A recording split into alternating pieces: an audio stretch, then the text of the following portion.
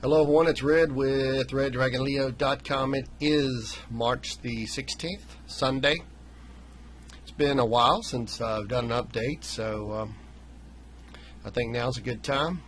I have been busy with a lot of other stuff, but anyway, didn't want you guys to think I forgot about you completely. What I'm looking at here is the daily chart of the S&P 500, and this is Ron Walker's charts. I don't know what the heck happened with Thinkorswim or Ameritrade, but ever since they did an upgrade about a month ago, I've not been able to get my charts to work on them at all on this computer. I do not know why, so I've just given up. I just use it on a backup computer, but I don't have Camtasia to do the videos set up on that computer, so I just use it for charts. So I'm just going to borrow Ron's. Hopefully he doesn't mind. He's a good trader and makes some really good charts. So what I'm thinking here is going to happen is that we are going to go down to approximately this lower level here sometime next week. This I think is going to be around 1790. That's where I think we're going to ultimately end up, and I think that will complete the move down from this 1883 high. I've noticed over the course of time of the last several years that whenever they do a correction, they tend to run them in 80 to 100 point moves. They also tend to last 18 to 20 days. So if it happens all of next week and they hit that low, then obviously that would be a shorter time frame than 18 to 20 days, but that's okay. It's still about the same range, and it hits this level of support here, and that's where I think we will ultimately bottom. So the thoughts are that because of the FOMC meeting this coming Wednesday, the 19th, and the fear of the traders thinking, okay, the Feds said that they are going to continue this withdrawal of $10 billion on a regular schedule. I don't know what the schedule is, but so far they've taken out $10 billion two times and lowered the amount from $85 billion down to $65 billion. So if they take another $10 billion out of the QE program, their mortgage buyback program that they got going on, it'll drop it to from 65 to $55 billion. Now, I think most traders are already anticipating this, and hence that's why we've got this sell-off in front of it. A lot of traders are just assuming that if you take away the crack cocaine money that they're getting, then there's no reason to be long. So it's the old story again. It's sell the news sell the rumor and buy the news, right? You sell in front of the news. So we've been selling off since then, and we're down here I think about halfway. Now obviously here on a daily chart you can see this 1828 area here on this 50 moving average, 1828.84. You can see that on the green line. It could possibly hit that, but I really think more likely the better support is probably going to be from this rising trend line right here, connecting these lows and these lows, because it also goes with the horizontal line right here. If you were to draw a horizontal line here, and it's not drawn, it would come in the 1810 to 1815 area. I think that's the initial low. Now the question is, when are they going to hit that low? I don't know if Monday morning they are going to drop a little and continue this drift down. I mean, we closed out at 1841. So, we could very well drop lower into the Wednesday meeting. If that's possible, if that happens and we drop into that 1810 to 1815 area, then I would probably expect some type of reaction bounce to squeeze out anybody that's short initially they could just do a quick bounce. You know, it's going to be a wild day on Fed Day, you know that they could just run it up real quick and then continue back on down and break that 1810 to 1815 rising trend line here, which as you know, if you draw a line here as well, you know that basically comes into what you call a necktie of support in that area, where you have two intersecting lines, a rising trend line and a horizontal trend line. So it just seems to me like they'll probably come into that area, and at that point there could be a swing up and then one more final swing down low to hit this one. No matter what is said, I mean, and obviously unless they actually say, hey, we're not going to withdraw any money this time, we're going to put it on hold, which I find that highly unlikely. I think they're going to continue with the plan that they've already laid out, so nothing will change. I think that there'll be some initial reaction. It'll be a last move down, an exhaustion move down, and I think at that point it'll finally hit this 1790 area. How it plays out between now and then is just going to be a tough call. I mean, I really just, I don't know how it's going to play out, but you can see over here on the daily chart as well, you can see that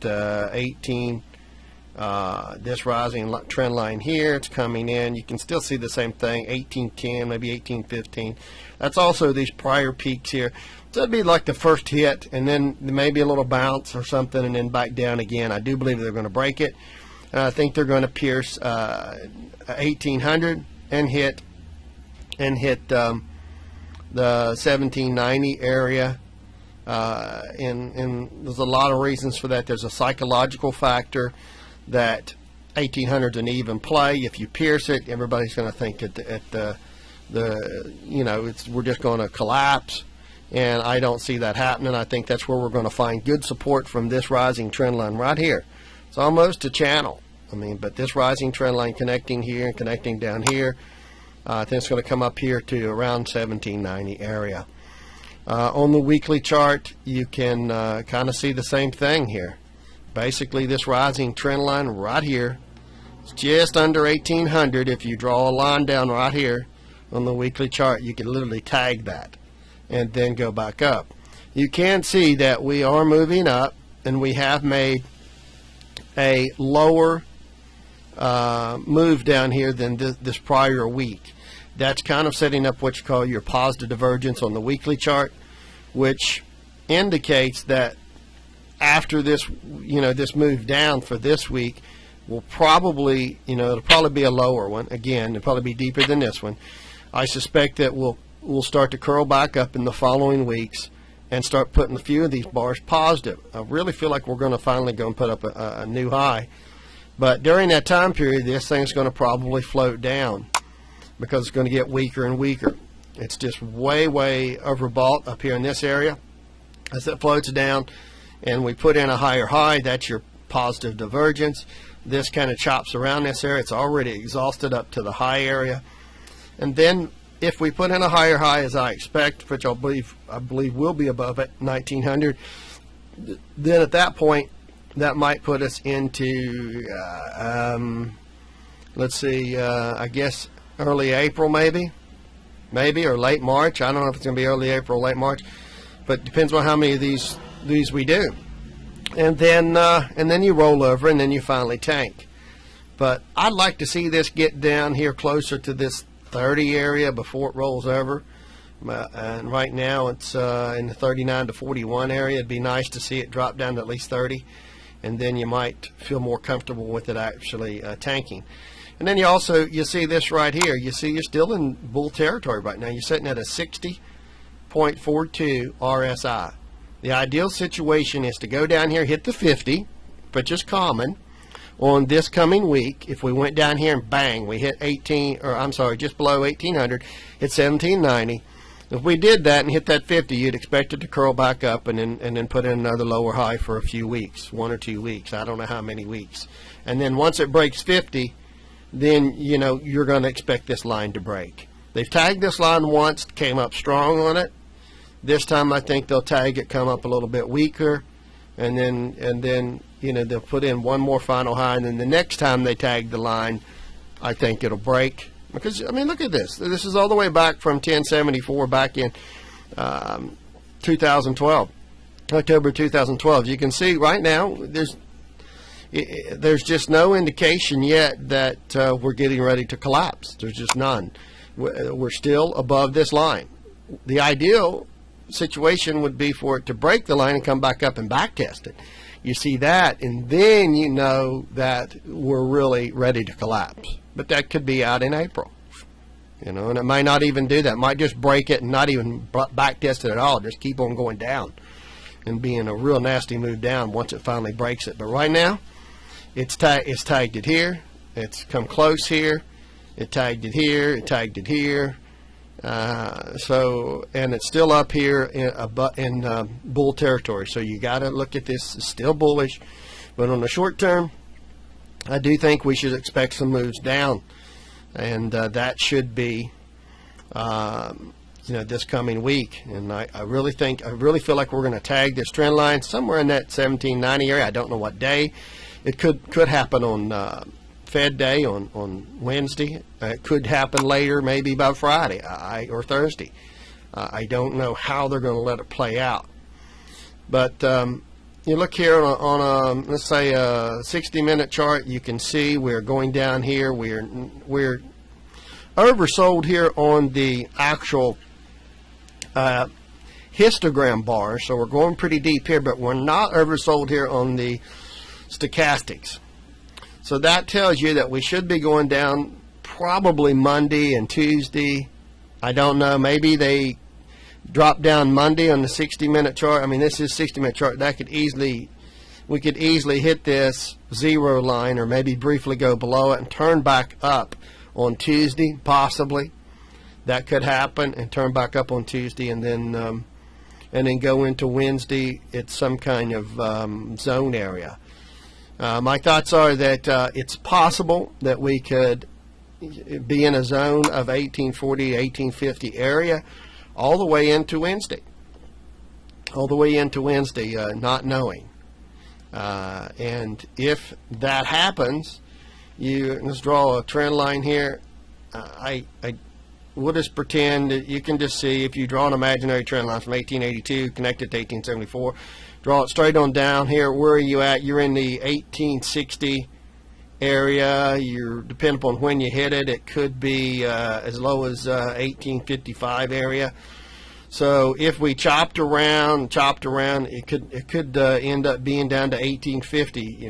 Later in the week. I don't know when that's going to happen, but if it does, then that might be it. Maybe we just simply chop sideways all the way into Wednesday to the meeting, just down a little up, chop sideways, and then you just literally hit that trend line on the Fed's minutes of saying that nothing's changed, we're still going to withdraw the money, blah, blah, blah, and then down you go. And if down you go, then I would expect to bottom in the 1790 area again by Friday, or somewhere in that time period. So once that happens, I would expect the market to curl and go back up. And let's look at the daily on that and see the reasoning for that. You can see obviously where we're at here on the daily. On the RSI, we are below 50, so we are in bear territory. On the rate of change here, we are definitely getting closer to the zero line. So with this move the way it is, I could expect this to break this zero level and go negative. There's all kinds of indication that we should be continuing down over the next few days. And then, of course, down here on the MACDs, as you can see, we're nowhere near oversold yet on the histogram bars, and on the MACDs we're just now crossing over. This should easily go down to approach zero. I don't think it's going to go negative, and why? And that is because of the full stochastics are already down here close to 50. This has got 1 or 2 or 3 more days down, it looks like, before it bottoms in this area. Could it turn back up here at 50? Yeah, it could, and it has many times in the past. But generally speaking, when it does, you don't have the MACD's up at this high level. I do think that that we are going to probably go down at this point and drop below 20, and then we'll curl back up after that. And by the time we get to that level, you know, these histogram bars could easily be as deep as this one. They very well could be. I don't know. And this could, of course, easily hit zero. It's really hard to say on what they're going to do there, but you got to figure that the news is something that the market is waiting on right now. So there's no reason to get bullish and expect the market to turn back up until that news is released. And it will really just depend upon where the market is at that time. If we hold the 1810 to 1815 area, then you know, it could turn and go back up from there. But I just really feel that's unlikely because of the fact that the news, when it comes out, they're probably going to say we're going to continue the tapering, or the withdrawal of the tapering, I'm sorry, and or the repeat that, the withdrawal of the quantitative easing money that we're putting in there. So they're pulling the money out of the system. So that's got to get, you know, some traders to sell. That's psychological. And then once it breaks 1800, they'll all pile on, and everybody will be bearish at that point, and that's exactly when the pros will come in and buy up the market. And then at that point, we'll go up, and we'll see from there what to expect. If, you know, this all turns back up, then I would expect us to come back positive again and put in a lower high here in the following weeks that follow on this daily chart. And then on the weekly chart, again, I would expect it to chop around here at the high level right here, and maybe put a couple bars in positive, and that could be into an end of March or even early April, I don't know.